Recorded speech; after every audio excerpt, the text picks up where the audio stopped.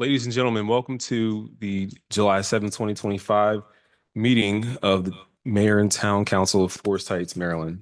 Time is now 7:40 and this meeting will come to order. Madam Clerk, please call the roll. Councilmember Hines, Present. Councilmember Kennedy, Councilmember Brownson, Here. Councilmember Little, Present. Councilmember McDonald, Here. Council President Noble, Here. Mayor Lilly. Present. Mr. Mayor, we have a quorum. Thank you, Madam Clerk. At this time, we'll now have a moment of silence in honor of the individuals who lost their lives in the recent flooding incident in Texas.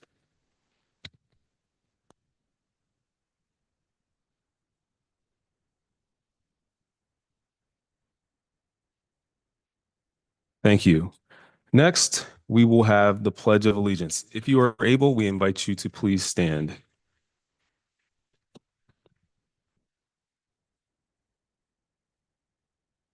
I pledge allegiance to the flag of the United States of America and to the republic for which it stands, one nation, under God, indivisible, with liberty and justice for all.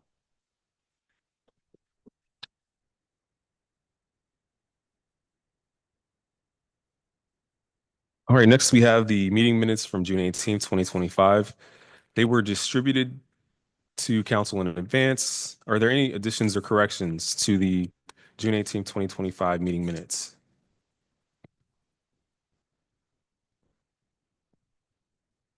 All right, hearing none, the meeting minutes are accepted as they have been delivered. Next, we will move to approval of the main agenda. Before approving the main agenda, I move that we amend it, adding a closed session at the end before adjournment, after department reports.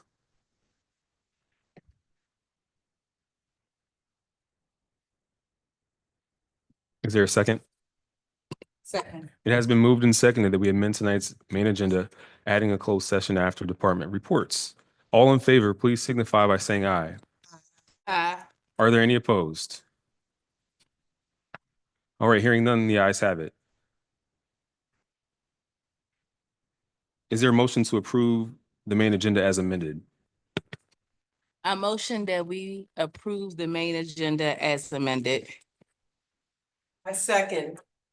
All right, it has been moved and seconded that we adopt tonight's main agenda as amended. All in favor, please signify by saying aye. Aye. Aye. Are there any opposed? All right, hearing none, the ayes have it. The agenda is adopted as amended.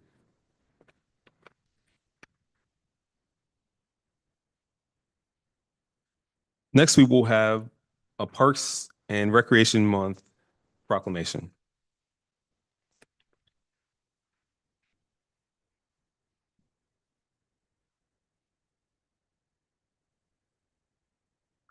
Whereas Parks and Recreation Month is celebrated each July to recognize the vital contributions of parks, trails, and recreational opportunities in enhancing the quality of life for all residents. And whereas the town of Forest Heights is committed to preserving and promoting its natural spaces, community parks, and recreation programs that strengthen our sense of place and support, physical, mental, and environmental well-being.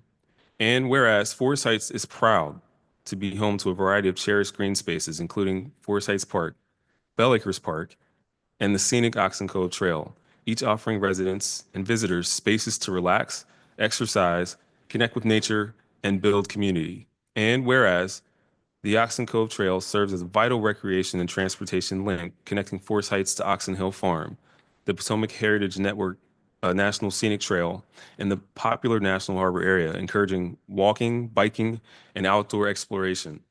And whereas residents are encouraged to enjoy the Oxen Cove Trail for its natural beauty, environmental benefits, and as a safe, scenic route to local destinations like National Harbor, promoting connectivity and active living. And whereas the dedicated staff of Prince George's County Parks and Recreation, along with the community partners and volunteers, work hard to maintain and enhance our parks through inclusive programs and events. Now, therefore, I, Troy Barrington Lilly, Mayor, along with the Council of the Town of Forest Heights, do hereby proclaim July 2025 as Parks and Recreation Month and urge all residents to celebrate by exploring our parks and trails, participating in community programs, and recognizing the vital role of parks and recreation in creating a healthy, vibrant Forest Heights. This day, July 7th, 2025. I move that we adopt the Parks and Recreation Month proclamation. Second. It has been moved and seconded that we adopt the Parks and Recreation Month proclamation. All in favor, please signify by saying aye. Aye. Aye. Are there any opposed? Hearing none, the ayes have it, and the proclamation is adopted. Next, we will have a recognition of the family of former council member Clifton Atkinson, who passed away last month. If we could have the Atkinson family please come forward.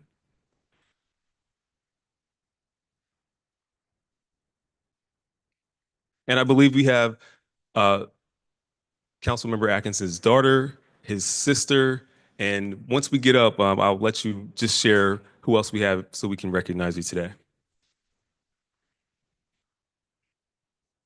Good evening. Just a moment. Mr. Jackson's going to come over and turn your mic on so everyone at home can hear you as well.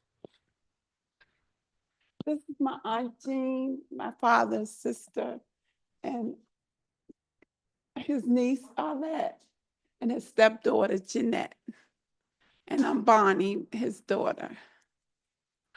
Well, on behalf of the town council and the community and residents, we thank you for coming tonight. And we just had a special message we wanted to share with you.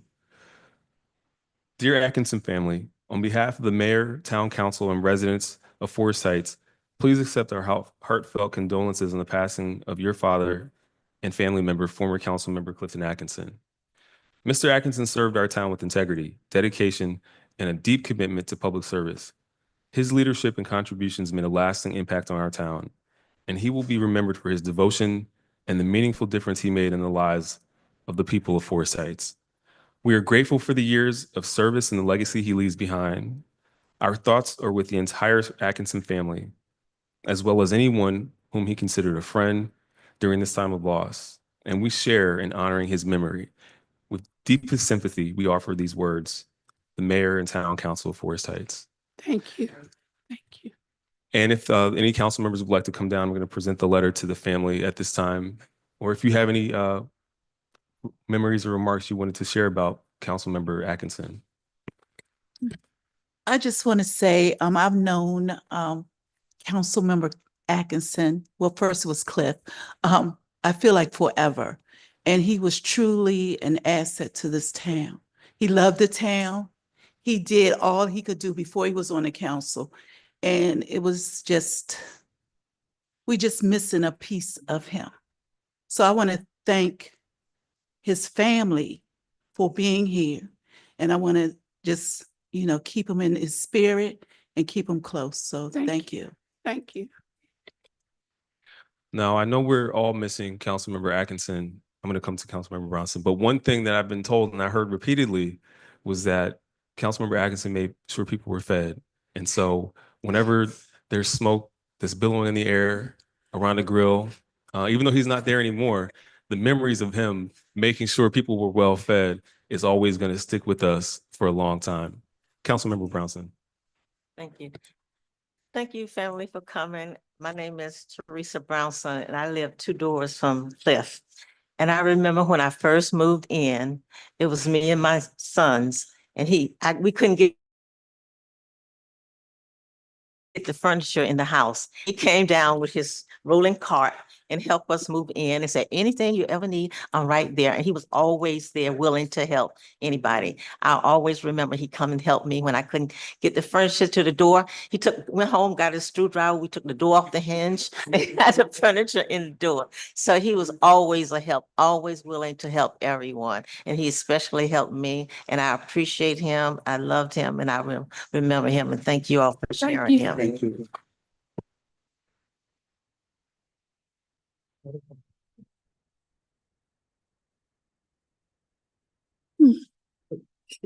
Thank you. Thank you. Thank you, sir.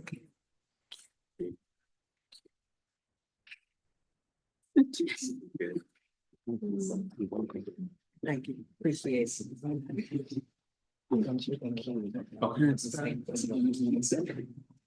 Thank you. Thank you all. Thank you. Thank you.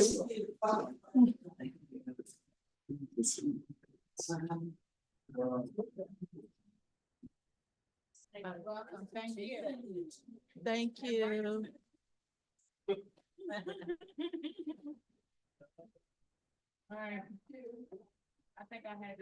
If you could give the Atkinson family a hand as they leave. They joined us tonight, but they're going to leave. Thank you so much for coming again.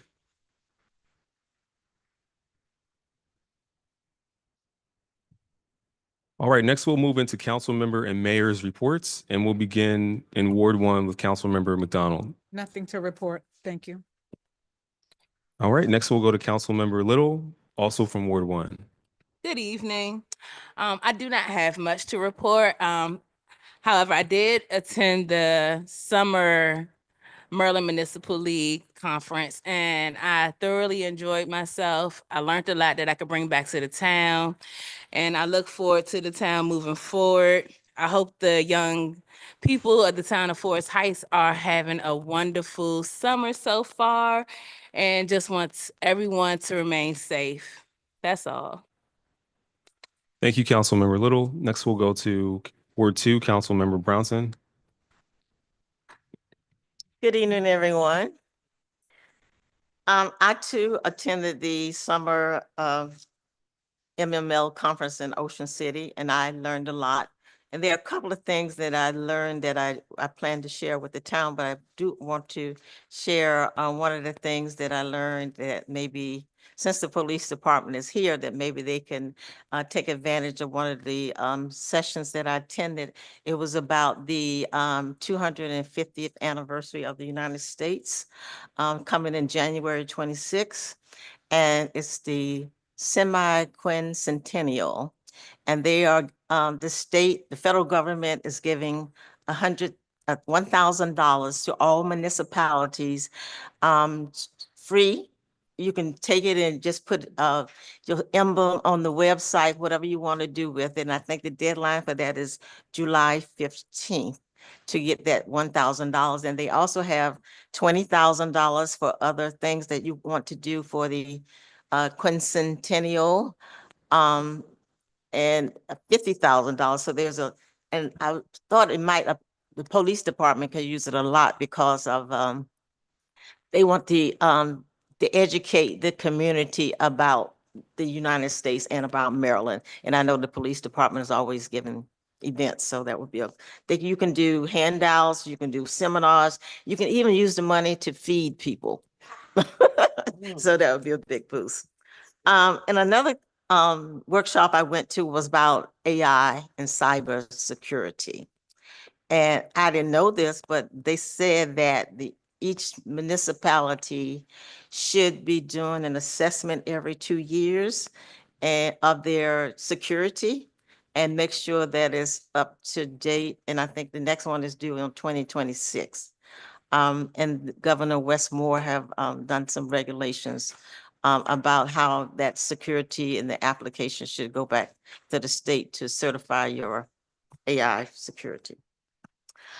And a resident asked me about the FY26 budget. They said that they haven't seen it advertised or displayed in any form of media. So I'm wondering, have we posted the FY26 budget in circulation throughout the town?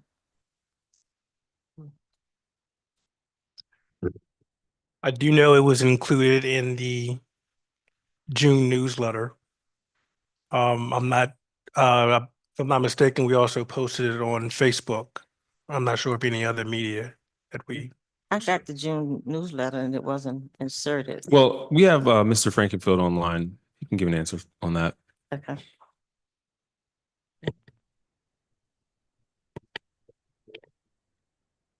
Hey, good evening, Mayor and Council. On the 26 budget, The mayor included a memo this week to update the budget book. Thereafter, I'll share it with the TA for distribution on whatever media sites and newsletter or whatever outlets are deemed appropriate. But yeah, there'll be some revisions to the budget book. My question was it published in the news, in the media that's accessible to the residents of Forest Heights? Well, Todd may not know that, but the breakdown of the budget ordinance that was passed was published, correct?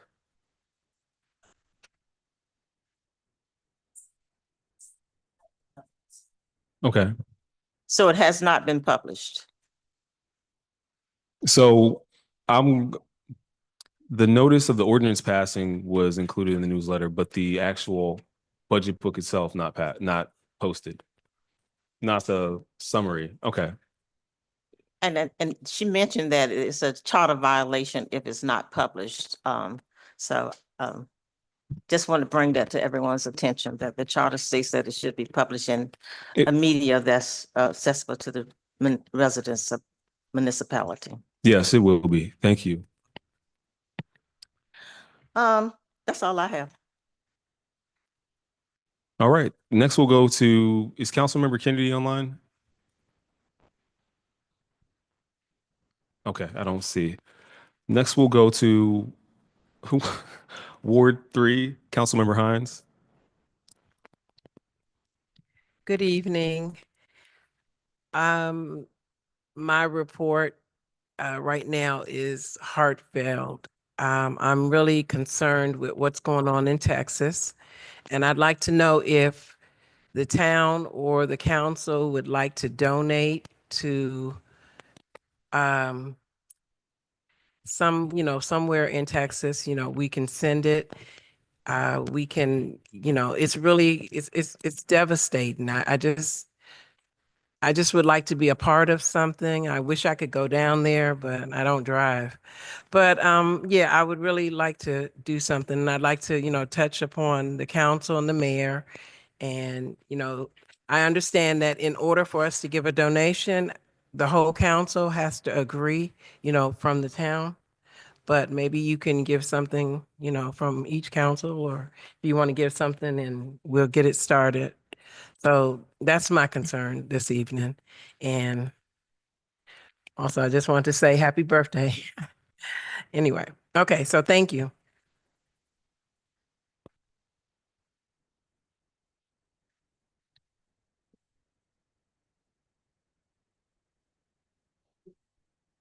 Thank you, Councilmember Hines. Next, we'll go to Council President Noble in Ward 3. Good evening, all. Just hopefully a short report. One, I just want to thank Public Works, Police Department, and all their efforts, code enforcement especially, and just to see the community involvement. Tonight, we had our neighborhood watch meeting. We did have some residents, not many, but enough to have a meeting and it gets started, and we look forward to the next meeting. And at every event, we're going to have an opportunity for people to sign up or just get involved in the neighborhood watch. I forgot to do this at our last meeting to thank Tina McDowell for donating some tomato plants to the garden.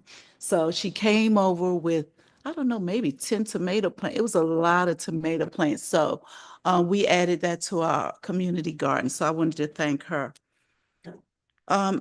This is just FYI, at Sachem and Tecumseh, the stop sign is on Sachem, but the weeds are growing almost above the stop sign.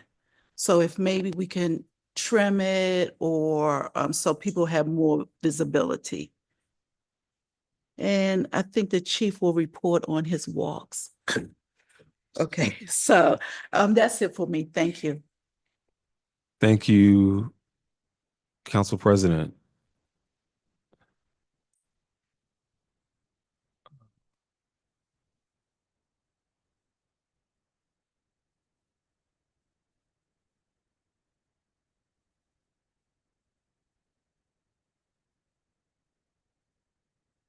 All right, this is just my report for July 7th. I wonder if we're gonna have, oh, no, it's not lag today. Last meeting we had a bunch of lag, but I think today it's gonna be moving. Well, Go to the next. so I want to recognize some guests we have in the building this evening. We've got a lot of our officers from the Forest Heights Police Department who are running the third annual Police Activities League summer camp this month. And we also have, I don't know if I should say former, is it former? Chief Marcus Jones from the town of Brentwood. And I believe they're here supporting our current police chief, Anthony Reese, who we want to congratulate today because County Executive Aisha Braveboy announced earlier today that Chief Reese is going to be joining her team as the acting director of emergency management for Prince George's County as a whole.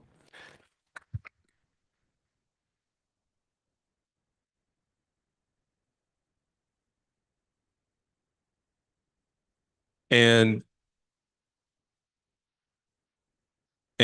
so he's been here for over a decade, and residents, council members, staff members, business owners, churchgoers, school principals, students, and families, and anyone in between has seen Chief Reese as a constant face and force within this community since the early parts of his law enforcement career.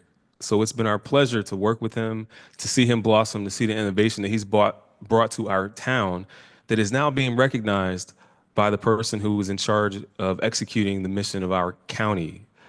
And so while we will definitely miss him, and we really do wish there was some way we could get him to stay, we're happy that he has blossomed here and that he's going to grow and he's being elevated. And he'll continue to watch over the residents of Forest Heights because as part of his new role, he'll be watching over the entire county for emergency planning. And I think this week we saw just how important it is to plan for emergencies.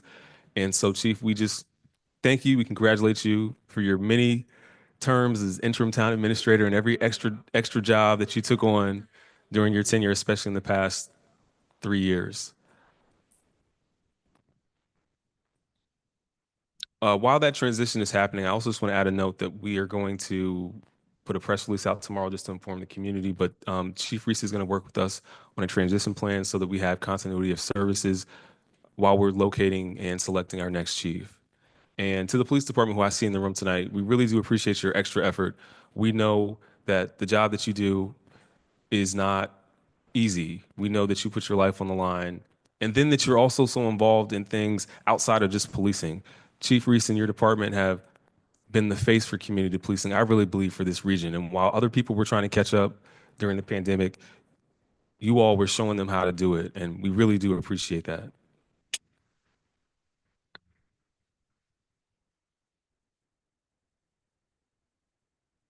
Next, I just want to give an update on the FY23 and 24 audits. The FY23 audit is complete. The audit report was sent out yesterday. It was sent out today, and it'll be posted for the public this week. We have the FY24 audit underway as well, and based on the most recent update we got from our auditor, we expect a draft of that audit next week.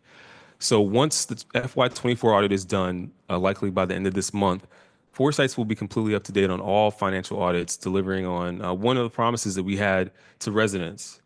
So we're looking forward to moving forward, not only with catching up the audits that are past due, but then bringing FY25's audit, which just recently concluded on June 30th, to submission by the deadline.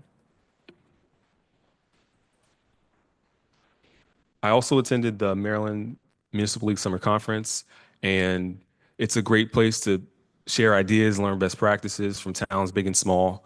Learned a couple things around public safety infrastructure and data innovation that we can use in Forest Heights. And we have some conversations that we'll have and continue around economic development strategies and other ways to move Forest Heights forward.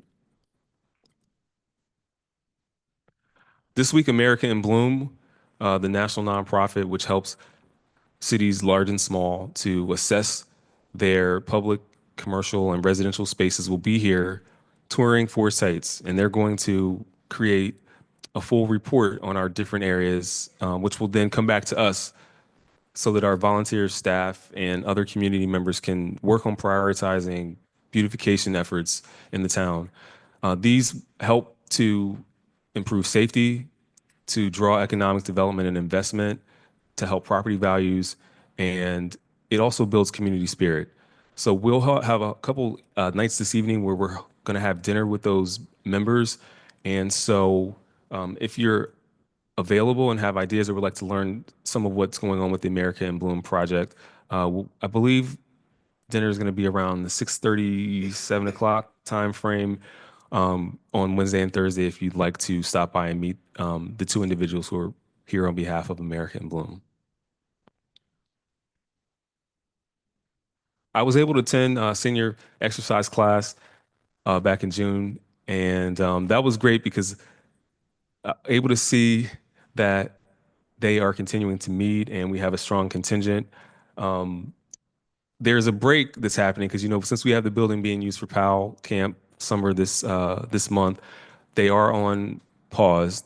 Try to find a location for the seniors to exercise outside of the town building, but another location. But I think they're going to take a break and we'll resume in August. So want to just recognize them and everyone who works to keep that program going. And one of the biggest days of the year in Forest Heights is coming up. On Saturday, August the 2nd, we will have our annual Forest Heights Day. It's going to be from 1 p.m. to 7 p.m. at Forest Heights Elementary in the field, which is behind the school. And it's going to be a day of celebrating community wellness and green living, since we're officially a sustainable Maryland town and we've led the way for other towns and cities in sustainability. This is going to be our theme for this year. So we're inviting everyone to come out to enjoy food and refreshments, activities for kids, fitness activities for adults, mental wellness and self-care stations, and green living stations as well. So we hope this year's Forest Heights Day will really embody everything that Forest Heights is about, and we're looking forward to seeing you there. I also see that there's a raffle entry, so if you get a chance, scan this flyer, or if you catch it on social media, and you can enter a chance to win some giveaways and some prizes that day. And last but not least, I believe we have a card and game night in Forest Heights coming up. That's Friday, July the 17th, correct?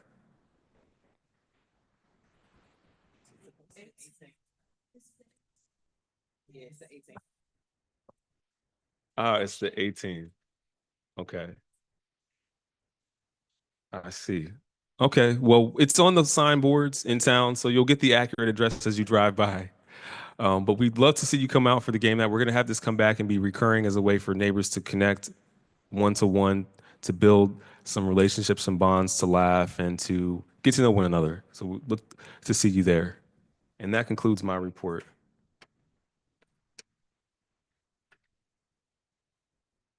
It's the 18th. That's Friday, July the 18th, 6:30. Card game and crocheting. All right. Next, we will move into public comment. For public period, members of the public have 2 minutes to address the mayor and council. And we ask that you state your name and your address. Sometimes we can answer the question you have, but if not, we will defer the question to the appropriate department head or official who can answer at a later time via email or by phone. Is there anyone who wishes to speak during public period at this time?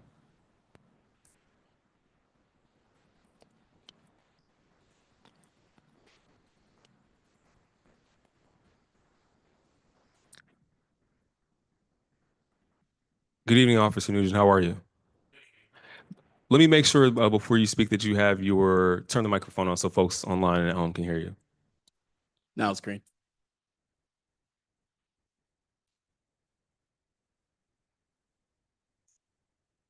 All right, thank you for being here. Your 2 minutes is beginning. Good evening. Good evening.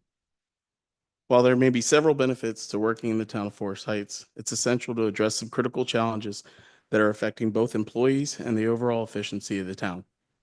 The quality of service that we provide is something that we are proud of and is something that must be protected and supported at all costs. It is important to note that the pay for many positions within the town is considered low compared to industry standards. This reality is discouraging to current employees as well as the potential employees that may apply. It can also make it difficult to retain the dedicated individuals we already have. The lack of appropriate time off policies, including comp time, negatively impacts employee morale and well-being. Without adequate rest and recovery time, employees may experience being burnt out, and that can and will affect productivity and the quality of services we provide. One of the most pressing concerns facing employees today, the recent decision to turn off the 457 plan in preparation for retirement, the halt on salary increases, and the denial of the cost of living adjustments, only to be followed with the announcement that employees will not receive a retirement plan, has created a real uncertainty. Such actions send a discouraging message, and they leave many wondering what the future holds. These issues lead us to a serious and sobering reality. If employees do not have competitive wages, sufficient time off, and adequate retirement plans, the town of Forest Heights will experience high turnover rates. And we all know what that means. A constant influx of new employees results in operational inefficiencies. Over time, that leads to a decline in service quality, setting a standard that does not reflect who we are or what our community deserves. In closing, let me be clear. Addressing these significant employee concerns is crucial. We have proven ourselves to the community and to the county. Our dedication, our work ethic, and our commitment speaks volumes. But even the most dedicated team cannot sustain quality service under poor conditions. Thank you. Thank you, Officer Nugent. I appreciate your comments. And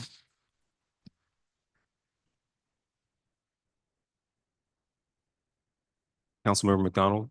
I just want to say to the police department and to the staff of the town of Forest Heights that it was very unfortunate that we could not get over the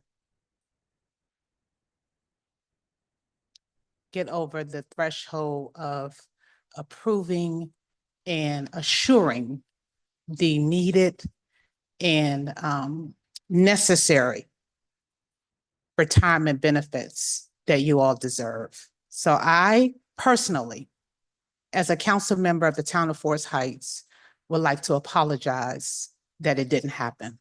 Thank you. Thank you, Councilmember McDonald.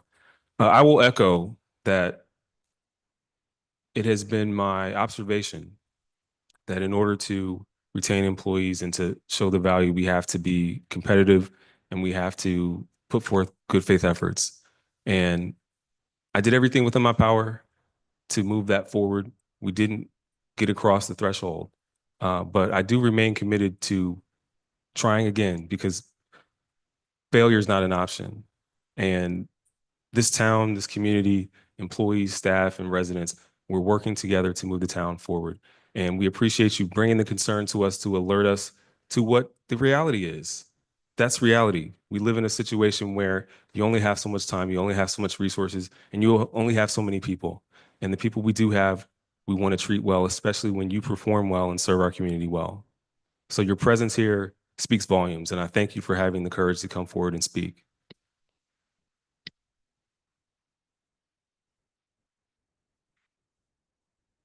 All right, if there's no one else who wishes to speak during public period at this time, is there? Okay. Detective Bigelow, my apologies. Good evening, good evening. All right, can y'all all hear me? Gotta bring it down just a little bit. All right, I'd like to take a moment to share something that weighs heavily on me, not just as a police officer, but as a parent and a provider. I chose this profession out of a sense of duty, knowing full well that it demands sacrifice, commitment, and resilience. Every day, my colleagues and I show up ready to protect and serve our community, often put ourselves in harm's way to do so. But despite the dedication this work requires, the reality is that our compensation does not reflect the seriousness of our responsibilities or the cost of simply trying to raise a family. When my paycheck comes in, it often too falls short of covering the basic expenses such as rent, food, childcare, and healthcare. I'm not talking about luxuries. I'm talking about keeping the lights on, keeping my child fed, and making sure that we have a place to live. It is frustrating and frankly disheartening to stand here as someone trusted to protect the public while I struggle to ensure stability and security for my own loved ones. And to make matters worse, we now face a situation where some council members are unwilling to agree that police officers deserve the dignity of a retire plan, not just police officers, but civilians as well. That's not only disappointment, it's ludicrous. After decades of service overall with the police department, after sacrificing our health and safety, it should be given that we can retire with some measure of safety and a peace of mind. The lack of fair compensation and basic retirement benefits is not without consequences. We are already seeing experienced officers walk away from this profession altogether, or to leave work for agencies that offer better pay, better support, and a path to a secure future. Every time a good officer leaves, this community loses valuable experience, trust, and continuity. This hurts public safety, and it hurts everyone who demands on us to be there when it matters most. This is not just my story. It's a story of many officers who are grappling with the same challenges. The cost of living keeps rising up, but our pay has not kept pace. The result is a constant state of financial crisis that impacts our morale, our health, and our families.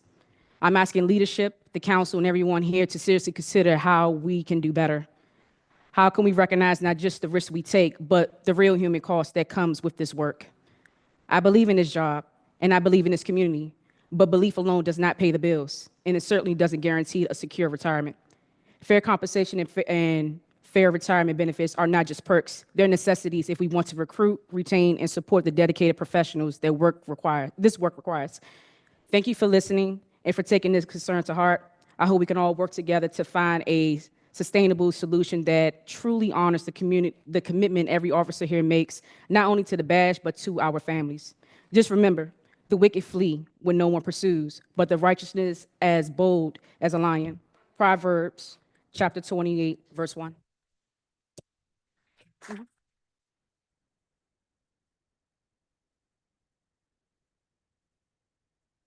Thank you, Detective Bigelow. Is there anyone else who wishes to speak during public period? Good evening, Ms. Thompson Scott. I always mix up the hyphenation. My apologies. Good evening, Good council evening. members and leadership. It's been a long and frustrating journey for me. 4.5 years trying to secure something that should have been in place on my first day. Retirement benefits. I'm 62 years old, older than some of you council members, the oldest person in the police department. I spent my years giving my all to this town of Forest Heights. When I was hired then by Mayor Muhammad and the town administrator Linwood, I was told that we had a retirement plan for all employees. That was one of the key reasons why I took this position. I called the state enrollment, ready to roll my 5 years plus over from the Cheverly Police Department, and I found out that Forest Heights Police Department wasn't in the program. I went back to speak to Linwood, who pointed the fingers at the council. The council blamed him. Here we are 5 years later, still in the same place. Something has to be done. There needs to be a resolution. The council voted in favor for a retirement plan for the whole staff. So why are we still here? Why are we still being denied? If a council member didn't want the retirement, you had the option to opt out, but we shouldn't have been punished for that, especially those who have dedicated their time and their energy to this town. I've gone above and beyond my roles here, stepping in when others wouldn't. I've led events, volunteered my time, a lot without compensation, and currently without my retirement secured as I was promised. As the lowest paid police clerk in the municipalities here in Maryland, I am, and now hearing that we may not receive a raise this year.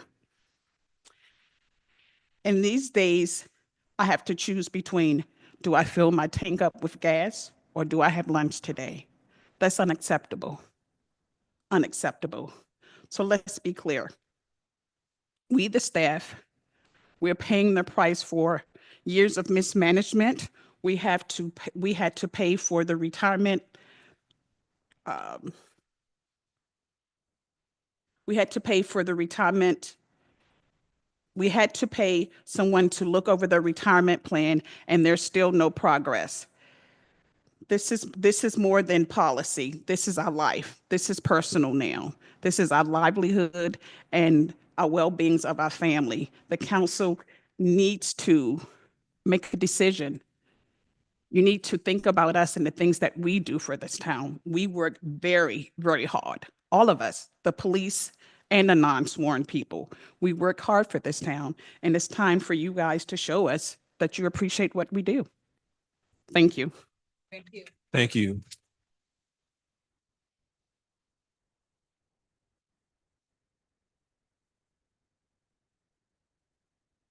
Is there anyone else who wishes to speak during public period at this time?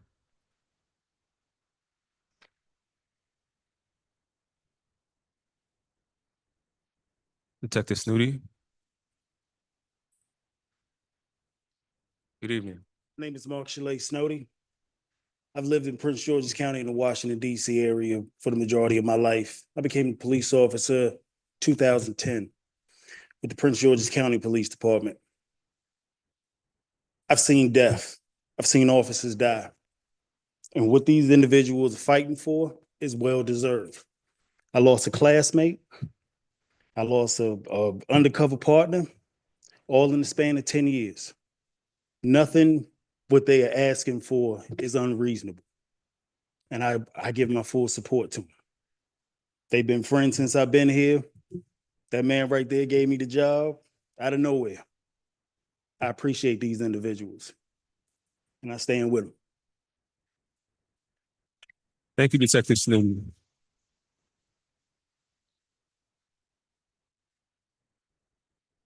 Is there anyone else who wishes to speak during public period at this time? All right, hearing none. Thank you for the comments this evening. The points are duly noted, duly noted. Next, we will move into legislation for action. And the first resolution that we have on the agenda is Resolution 35-25, a resolution to approve a recess of the Town Council's proceedings for the month of August 2025. I move that we adopt Resolution 35-25. I second.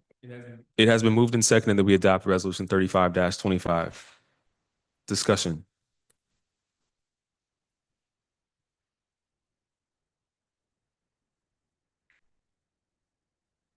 All right, hearing none, Madam Clerk, please call the roll.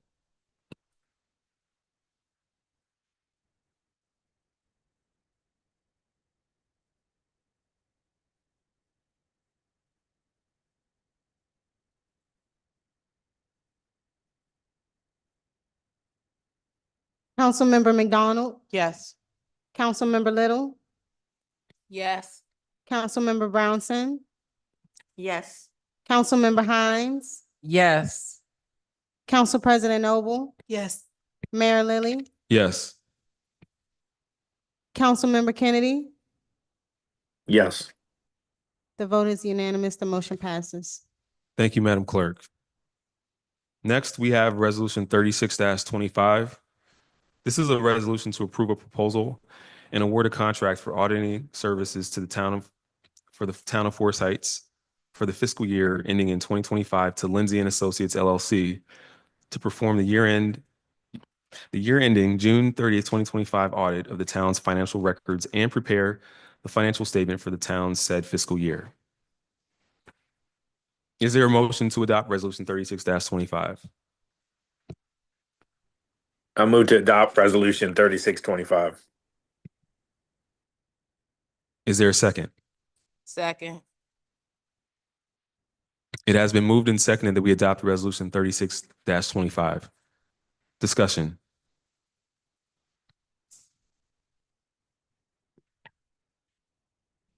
Councilmember Brownson. Haven't we already hired this group to do the 24, 25 audits? So is this for the next audits that's coming up? This is for the FY25 audit, which is due on October 31st, 2025. This is the one that you said gonna be finished in July? No, this is the audit for the fiscal year that just concluded on June 30th. Oh, okay. Okay, so this will be a new contract with them since we did Correct. 24. They're working on 24. Is there any further discussion on resolution 36-25? Hearing none, Madam Clerk, please call the roll.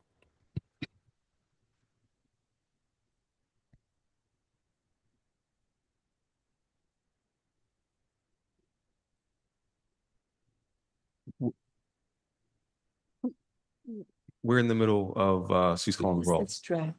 Do we have a, this is says draft. Do we have a official document? We voting on a draft. Oh, Mr. Best, just the document says draft in the agenda. Is, do we need to make a modification or a special notification that it's not a draft, resolution? Mayor. Madam Clerk, Yes. Mr. Best, just 1 second. I'm going to actually have, Please. I'm going to have Take it. I'm at the clerk. That was actually a watermark added by me since we had not passed the motion, the resolution just yet, so I can remove it.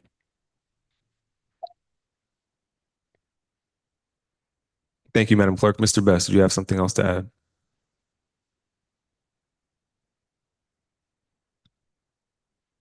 There's a question because there's the word draft on the document. In the version, in the paper copy that we have, there's a watermark that says draft behind it or on the surface.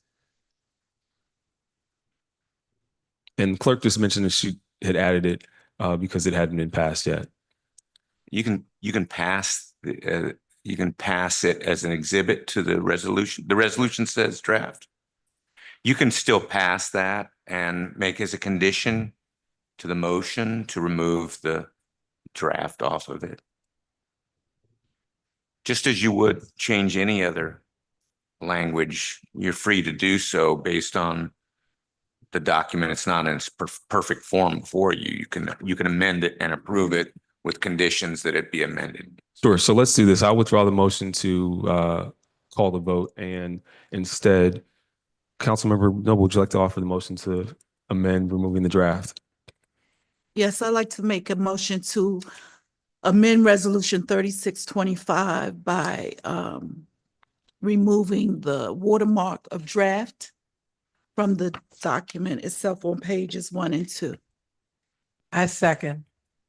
It has been moved and seconded that we amend resolution 36-25 in its physical form, removing the draft watermark on pages 1 and 2. All in favor, please signify by saying aye.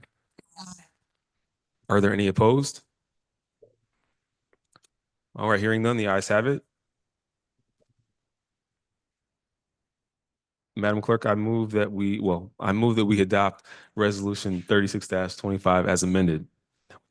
And we'll need a second for that. A second. It has been moved and seconded that we adopt resolution 3625 as amended. Discussion. Madam Clerk, please call the roll. Councilmember Hines, Yes. Councilmember Kennedy, Yes.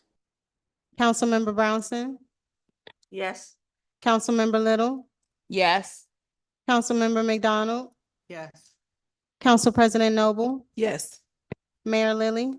Yes. The vote is unanimous. The motion carries. Thank you, Madam Clerk. The next item of legislation we have is on its second reading. This is an ordinance. Ordinance number 04-25 is an ordinance of the mayor and council of the town of Forest Heights, Maryland, to amend Article 21, legislative and appointed body practices and procedures, Section 21.2, practices, procedures, and governance of the town ordinance code in order to add a new committee that may be activated without further legislation to be known as the Veterans Commission, and generally relating to the practices, procedures, and requirements for town appointed bodies and certain legislative practices and procedures of the mayor and council. I move that we adopt ordinance number 04-25.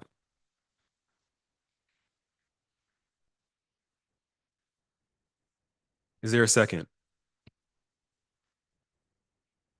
Second. It has been moved and seconded that we adopt ordinance number 04-25. Discussion.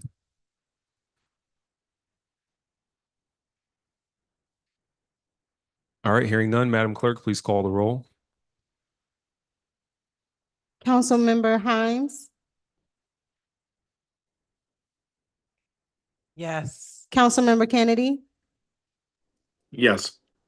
Councilmember Brownson, Yes. Councilmember Little, Yes. Councilmember McDonald, Yes. Council President Noble, Yes. Mayor Lily. Yes. The vote is unanimous. The motion carries. Thank you, Madam Clerk.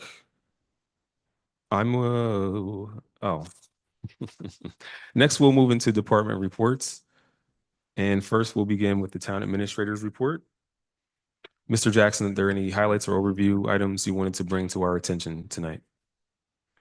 Thank you, Mayor Lilly and members of the council. And first, I just wanted to address the officers in the back that I too share your frustration in not being able to get the retirement package secured for this fiscal year. But you do have my commitment to work extremely hard going forward to secure it for next year. And in fact, I've already emailed the state to let them know that we will restart negotiations. So thank you for your service. Thank you for being here. I understand how important that security is, being a police officer for nearly 20 years myself, and also as a staff member here. So your words meant a lot to me. Thank you. My monthly report, members of the body, will be very brief. I just want to jump on the MML bandwagon as well from everyone else. Met some partners there. Established a well-established network with my fellow town administrators and city managers. In fact, I have a meeting with the county, and in a bit of irony, with the emergency management department under Chief Reese. Yes. Wednesday at 4:00, we'll be going over the town's SOPs. And to Councilmember Brownson's point, we're going to tackle that right away to ensure that they're tightened up and they're up to date. In addition to that, we had a national view, or Petra met with the mayor and myself a couple times throughout the month. They just provided some brief remarks, one regarding signage, and two, to inform us that within the upcoming weeks, in very short order, they'll have a more substantive report to share with the legislative body. So that's forthcoming. Not to get too far into hiring matters, we have narrowed down the search for a public works director, or the vacancy has closed. And I'll be sending some candidates over to the mayor and to the council for your review. Again, I am currently in the middle of writing our SOPs, our standing operating procedures, and our emergency operations plan. And you can see in my report the list that I'm working on, everywhere from bulk trash pickup to long-term contracting of the community room. I won't go into them all. And at the end, working with Prince George's County Emergency Operations, or the Emergency Management Division, to show up our emergency operations plan. And with the mayor and council's permission, I'd like to jump right into the community engagement report. Mr. Howland won't be here today, so I have his report. Thank you. This month, we partnered with Forest Heights Elementary to put on a family resource fair. We partnered with Prince George's County, and they were able to provide citizens who were there some information on free college tuition, library card registration, parental behavior, health courses, and also chair yoga. I've never heard of chair yoga, but we have a thing called chair yoga. In addition to Prince George's County, there were also in attendance was Prince George's Community College, the Oxon Hill Library, Advanced Behavioral Health, and the Boris L. Henson Foundation. As you know, Healthy Heights Ride was canceled last Saturday due to the extreme heat, but it's anticipated that it will be in full effect this month. And finally, again, just as the mayor mentioned, and we're going to repeat this until August the 2nd, Forest Heights Day is August the 2nd, so come one, come all. There is no registration needed. However, we would like for you to register if you could, so we can have on record your attendance. And we have started booking our entertainment. So those are my 2 reports, Mr. Mayor, Council. Thank you, Mr. Jackson. And if you could, just as we are preparing to push the word out, we can get the text alerts, sending the flyer and details. We have past registrants and people who've signed up with their email on Eventbrite. So it is good actually to create a registration page, even if we're not going to require registration, because it allows us to get the information out to as many people as possible. And I'm sure there's one other thing I'm thinking of around that, but we're going to meet about that. But I just wanted to bring those items up for the community. Are there any questions from council on Mr. Jackson's report this month? Councilmember McDonald. I didn't hear you mention, Clayton, about the, where we are with the code enforcement officer.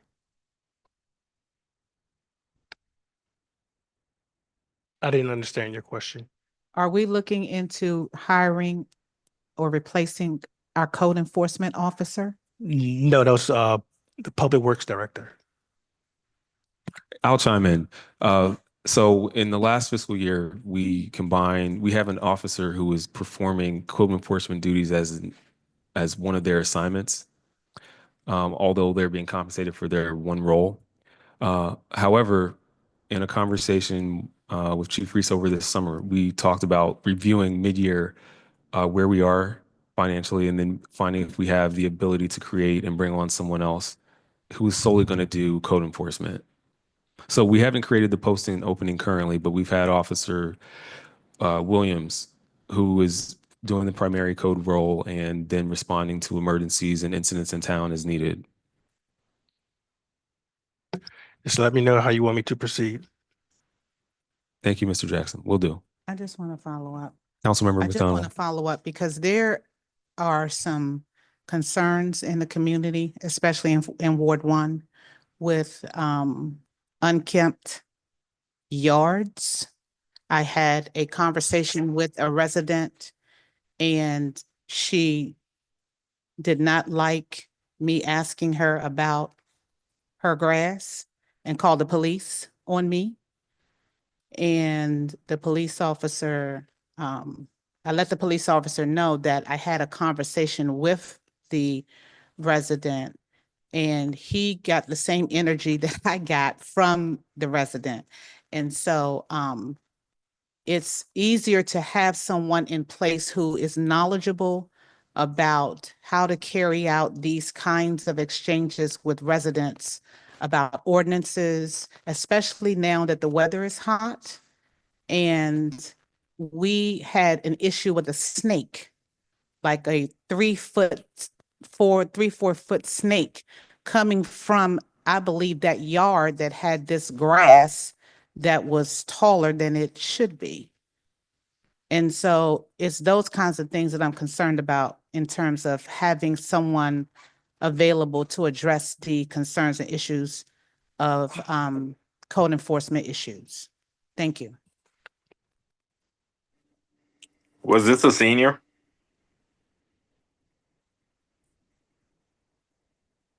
Are you asking me, Council Kennedy? Yes. I'm not sure if I understand the question. Was the person a senior? I guess I'm still not understanding the question, but the person was is a resident who lives across the street from me who is Yeah, not a but- senior. Okay. Yeah, that's what I was asking because, we can still reach out to the county, see if they have more spaces if it was a senior. If we have what again? I'm sorry. If it was a senior, we can reach out to the county to see if they have any more spaces to put, to get the seniors' grass cut. Okay, thank you. Thank you. All right. Next, we'll move to youth and community programming. Oh, we did that. Nice. We're moving very swiftly tonight. Next, we'll move into the treasurer's report. Mr. Frankenfield, do you have any highlights outside of what's in your report to bring to the council attention? No, Mayor, I think everything's included in the report. Big accomplishments. We're wrapping up 23's audit and our status to date on 24's audit. Thank you, Mr. Frankenfield. Question from council, and who wants to go first? Go ahead, Council President. Council President Noble. Mr. Frankfield, just one question. In the report, it says the audit is closed out, 100% completed. And has this been submitted to the state? Yes. Okay. Thank you.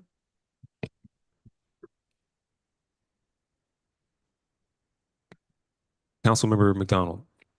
I guess I wanted to ask if there were any outstanding recommendations from the last audit, Mr. Frankenfield, that the town should perhaps consider or should, I guess, think about now that we're moving into the 2025 audit.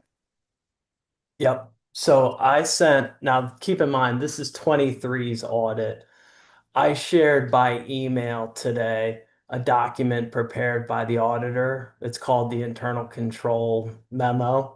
And in that document, the auditor discussed some findings that they found in reviewing the status of our records for fiscal year 23.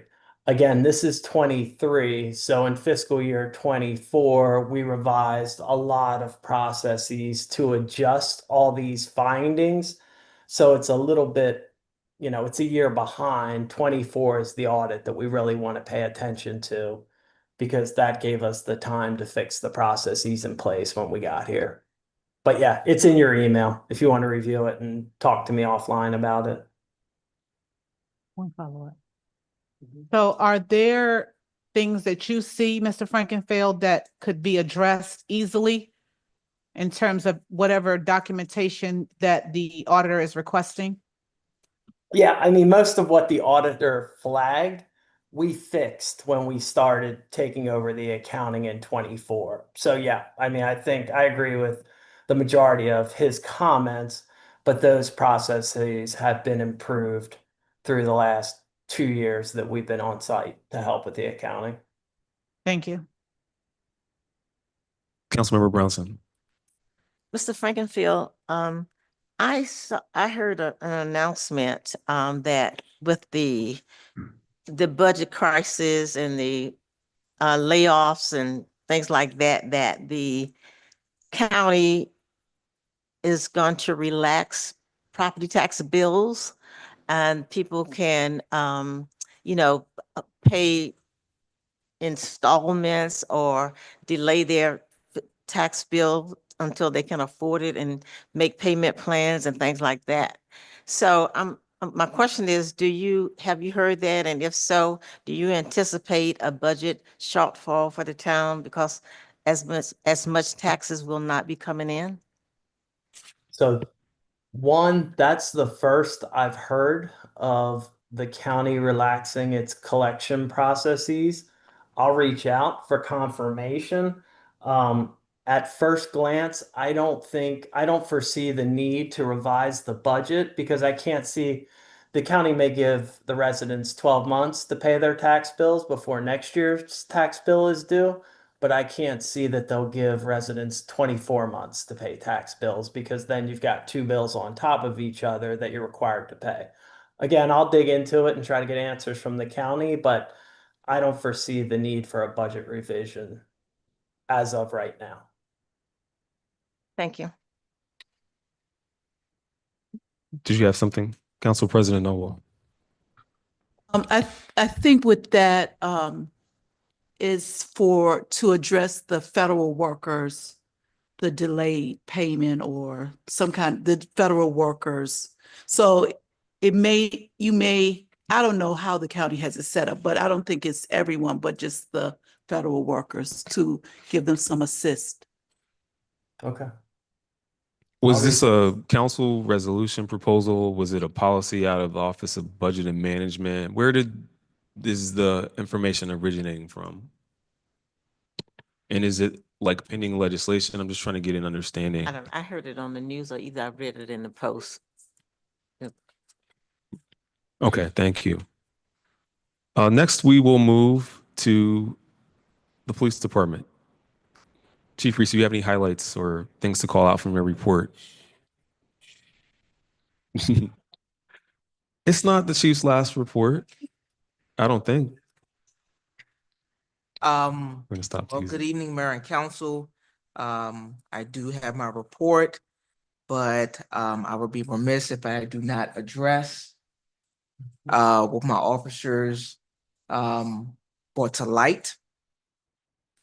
I do say, and this is coming from the chief of police, I often put myself in their shoes, and the decisions that I do bring to the council, it's something that when I first came here as Forest Heights, is when I went through as an officer, and the things that I've changed were to make sure that they did not go through the things that I went through when I first came here. Many of you might not know, but I was involved in a departmental shooting while working here at the town of Forest Heights. While I had somebody shooting at me, I had to return fire. And so these are the things, and I'm speaking of what's relevant now of the retirement, because what I say is they have families, and only probably one person in here has the responsibility, which is me. If something happens to them, I have to notify the next of kin. And what I don't want to do is to notify the next of kin of just thank you for your service and nothing else.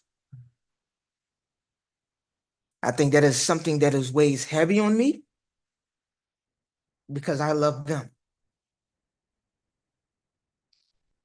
I don't care about me. I don't. I'm gonna make a way for me.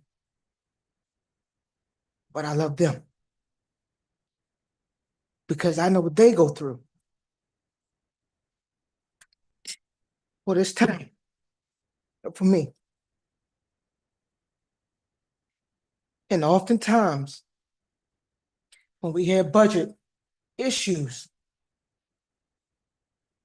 I told them, forgo my salary. I don't care. Because I don't want to lay nobody off. So whatever we have to do to make sure they are whole, please do. I know my time here is short, but one thing I do, I love this town because it gave me an opportunity. And I hope that the years that we put in has not gone forsaken, because I would hate for us to go back 6, 7 years ago, where the police department, when I started, I had to buy my own equipment to start. I'm the longest serving person here, and I don't want to go through don't want them to go through what I went through. So all I can say is, I know this year is gone.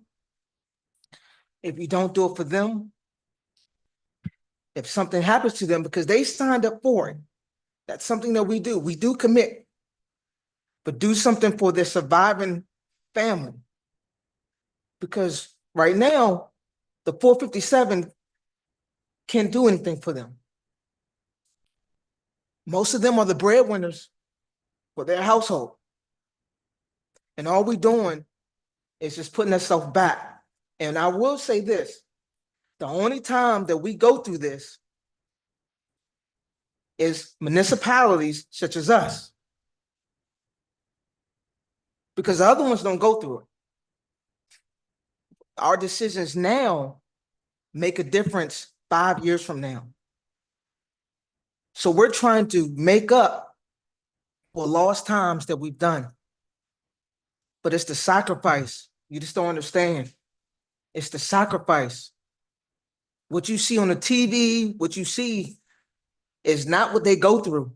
Because what you see out there, they don't care about life. And they don't care about taking anybody else's life. But that's the chance they're taking. And if their life is taken, it's just not going to affect here in Forest Heights. It's affecting their whole entire family. Like they said before, they're here working. We've took away comp time. They don't have anything else. I tried to make do. Luckily, we have grants to survive. But I just want you guys to do it for them, please. I don't really have anything in my report. The things that we have been doing, such as the senior walks. I do a senior walk with the chief every Tuesday and Thursday now. We do it at 8 o'clock in the morning. We have our next one tomorrow at Terrell at Forest Heights Park. Where it's that we just walk. It's nothing bigger than that because most of the seniors, sometimes they don't feel comfortable walking in the mornings because of dogs or whatever. So we try to give them the comfort of the police department to still get out there and stay active. So we want to make sure that we continue, we're going to do that. But everything else, I see that we have a closed session. So I pretty much know what that's about. But that's all I have. That's all for my report.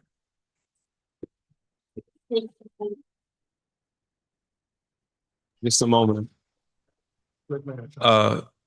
Chief Reese is the longest serving employee in the town currently. And the irony of the story that he just told is that he's worked here for 11 years and put that time in both as someone who was part of the rank and file, but also now for the past several years as the leader of this department.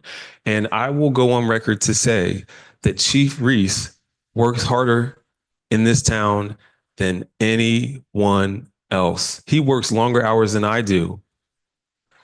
When you all have seen a motor vehicle accident on 210, Captain Frank Campbell got hit twice in less than 2 years by drunk drivers while he was responding to the scene of an accident. And in both of those incidents, he was sent to the hospital. And who do you think called me and texted me at 4 a.m. in the morning to tell me what happened?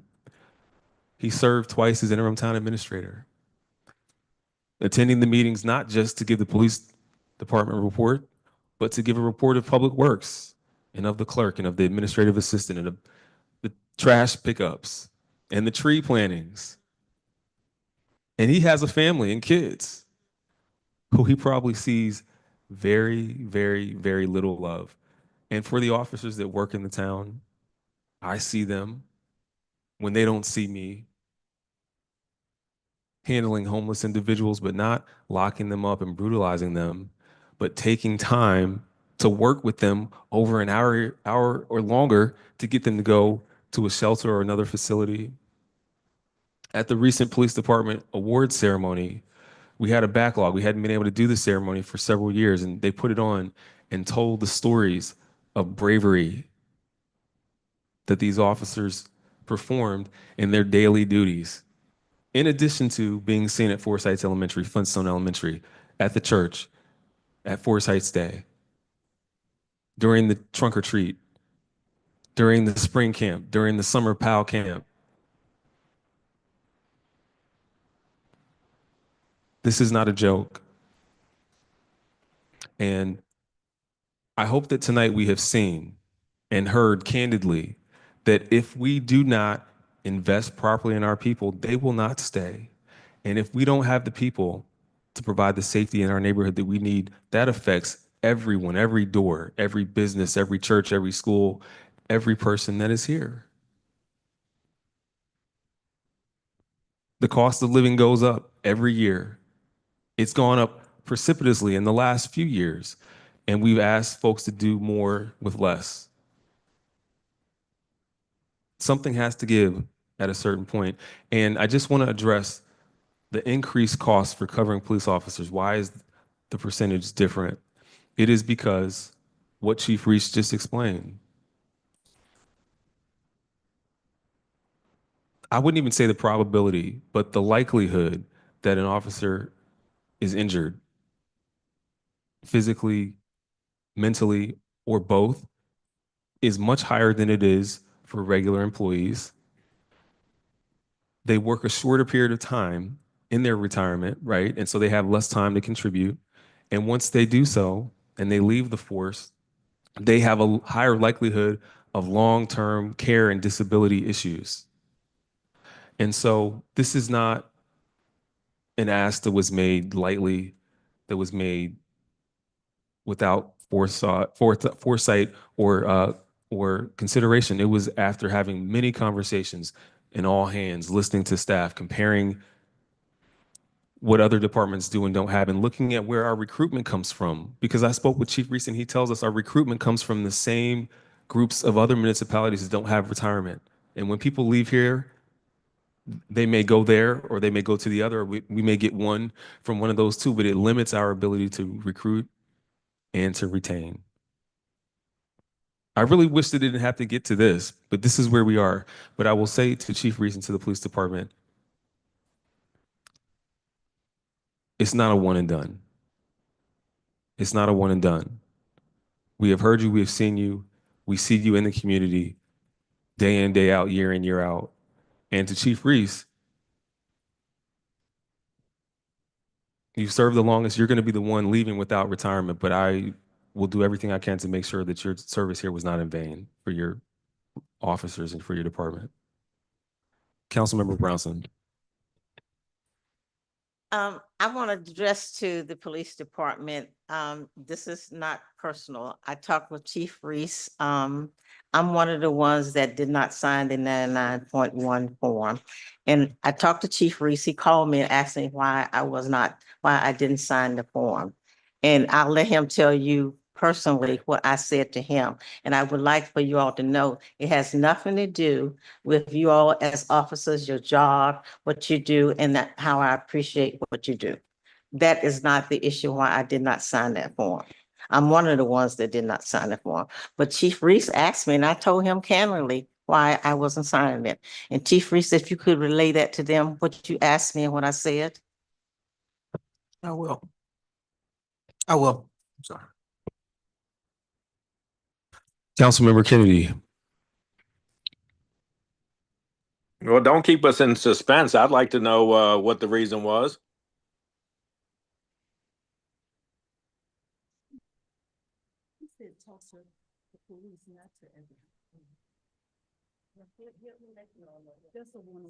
I can't hear a word you're saying. If you have something to say, please use a mic. He will address the police department on our conversation. Okay.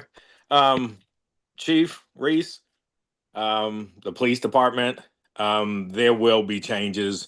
We will not be sitting here having the same conversation next year. There are changes that are talked about which will get put into effect. But the other thing that we definitely want is longevity for the employees, of course, safety first and foremost. The chief will tell you, I mean, I'm an advocate for the police since before he came on. I remember when he came out of the academy, when he first came to Forest Heights, then of course he left and came back. we definitely are going to miss the chief, and if anybody else leaves, it will be something felt, for the town. But we also have to make sure that it's sustainable also, because of course we would love to have 20, 30, 40, 50 police officers. But the town also has to be able to make sure we can afford that for future years also. So I do feel your pain, but this will change. So and I know y'all are thinking that, hey, he's just talking, but it's going to change. And I mean, the communication has to open up a little more. There were some other variables that y'all may or may not know about. So, but I appreciate everything that every current and previous employee has ever done for this town. Because there's a lot of people who come here and they might have came here for a job, but guess what? They fall in love with the town and they still come back and they still help where they can. So I appreciate all of y'all.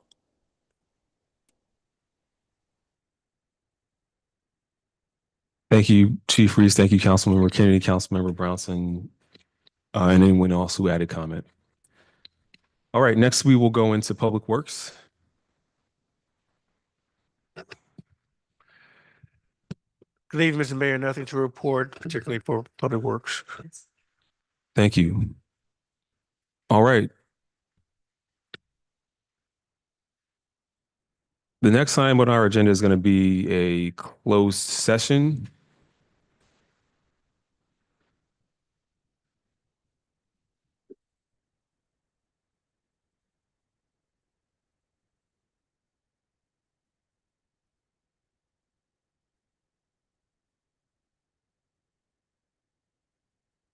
But before we go into the closed session, let's do this. Let's take a brief recess for 8 minutes. We'll come back at 9:10.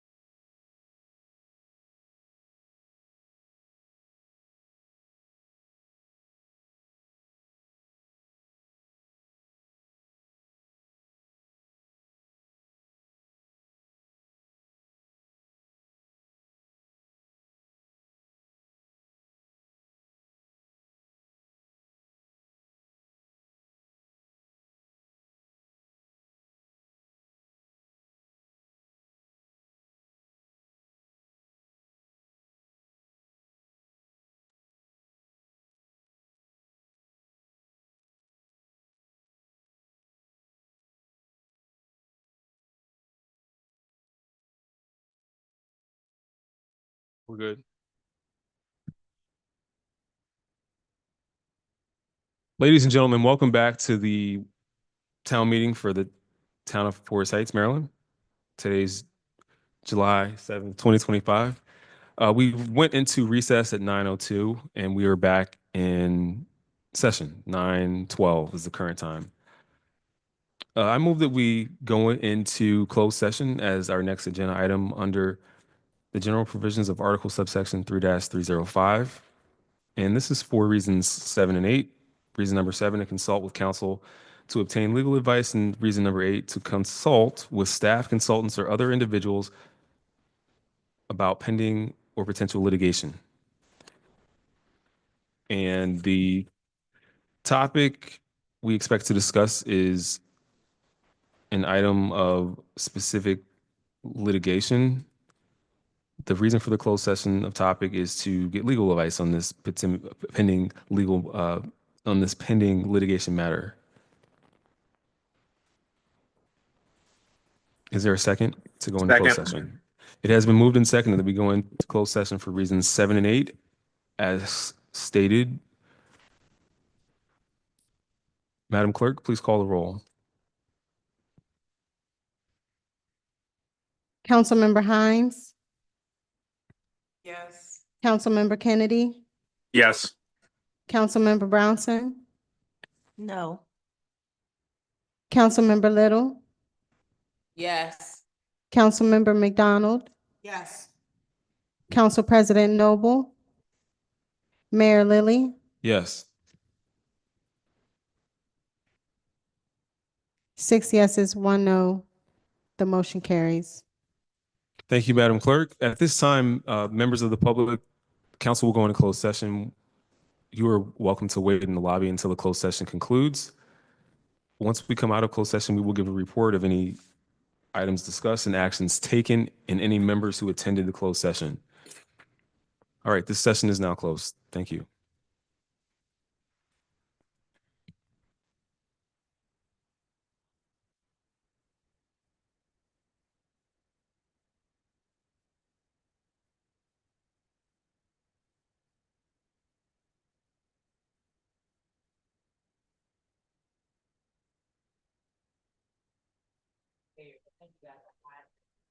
I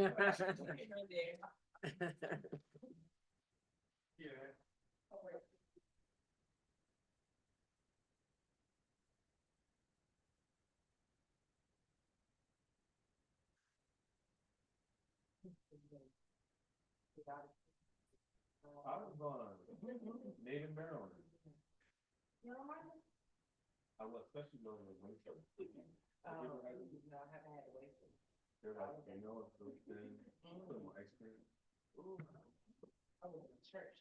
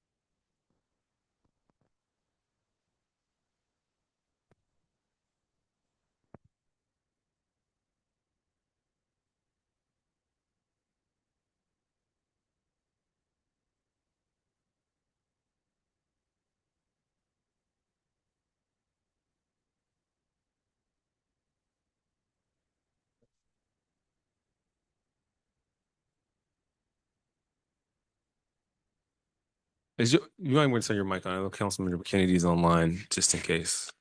I'm sorry. Good evening again, Mayor and Council. I ask that this session be closed because I've received news today in the matter of Teresa Brownson versus Troy Barrington Lilly et al. Case number C16 CV 25001-757, that the defendant's motion to dismiss has been granted. So there's been an ending of the litigation, albeit it's subject to appeal. Obviously, it's a dispositive motion. So I don't know what's going to go on. So I'd like to discuss some other issues and strategy, but as we have done in the past, I'd like to recuse the parties. If you would do that. If you don't wish to recuse the parties, then we can end this session.